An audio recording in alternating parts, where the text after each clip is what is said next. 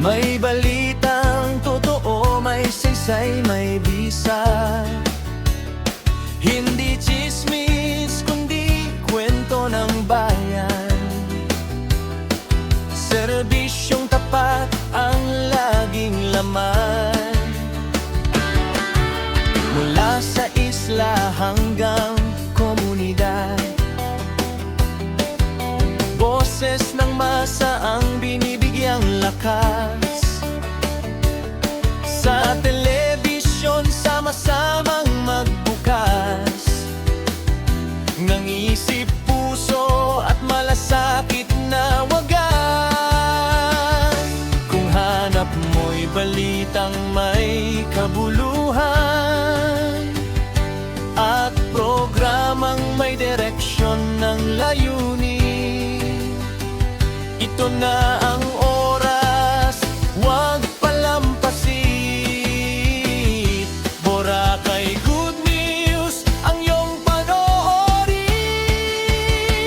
Manood ng Boracay Good News tuwing Sabado sa PCTV, sama-samang nagbabago. Kasama ang maing host SB Alan Pangasinon. Tinig ng serbisyo, lader na tapat at totoo. Kasama rin sina Elner Flores at Warde Padilla. Balitang may puso, pag-asang dala-dala. Boracay Good News para sa Pilipino. Sa PCTV, serbisyong panalo.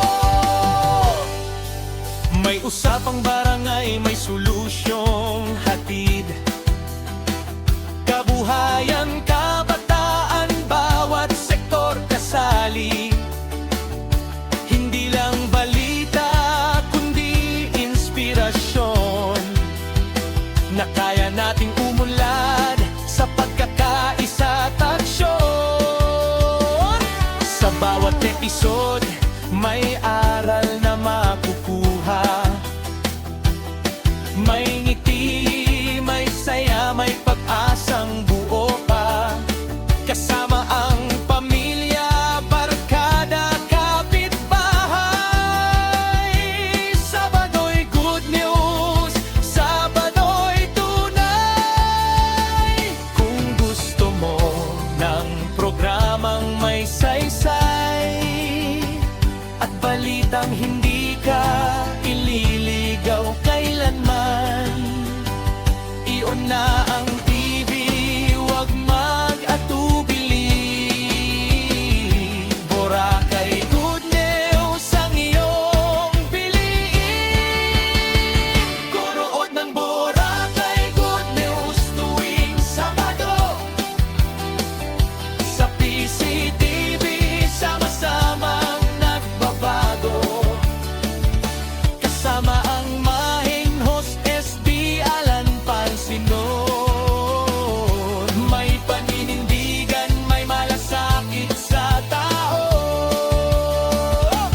Eugene Flores at Warde Padilla rin, kasangga ng bayan, sa serbisyo'y tapat pa rin. Boracay Good News, liwanag ng komunidad. Sa PCTV, balitang may malasakit.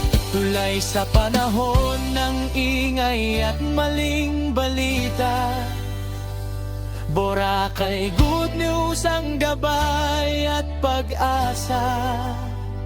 Tunay na kwento, tunay na aksyon.